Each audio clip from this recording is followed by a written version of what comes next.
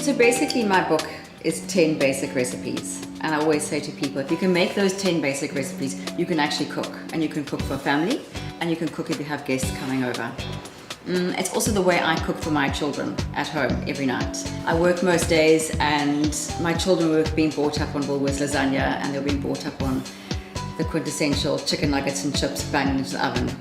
And the one day Maya said to me, "Mom, can you make lasagna?" I was like, "Maya, I am a cook. Of course I can make lasagna." So she goes, "Well, why don't you make it?" And I was like, "Oh dear, okay."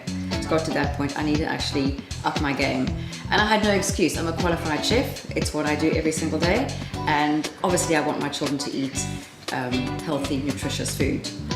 So I started making a few basics, and they were fussy eaters. So when they were little, I thought it was going to be easy to feed my children. It was the complete opposite. Erin and Maya were nightmares.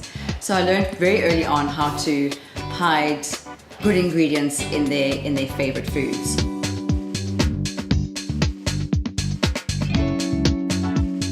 So one of my favorite things that I do is a big pot of bolognese mince, and what I think is special about it is it's only 500 grams of mince, but it's got a whole bag of carrots in it, it's got a whole bag of courgettes, a whole bag of 2 packets of mushrooms in it, and that all gets grated in, so the children are none the wiser.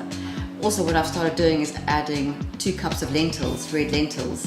So they've got the flavor of the meat that comes through, but they also have all the nutrition of all the veggies. And then what I do is I freeze bags of that mince, and I put it into the freezer, and if I've got a busy week or a busy day, before I go to work, I take out a bag. I know it's going to be defrosted when I come home. I say to the girls, "Bolognese for supper," or "Do you want it on toast? Do you want it in a wrap? Do you want it on your couscous?"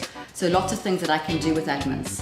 And then with the book, I've taken it a step further and made the meals a little bit more, not so much complicated, but a bit more interesting, and not just Erin and Maya's bolognese that we have on a Monday night after a frantic day.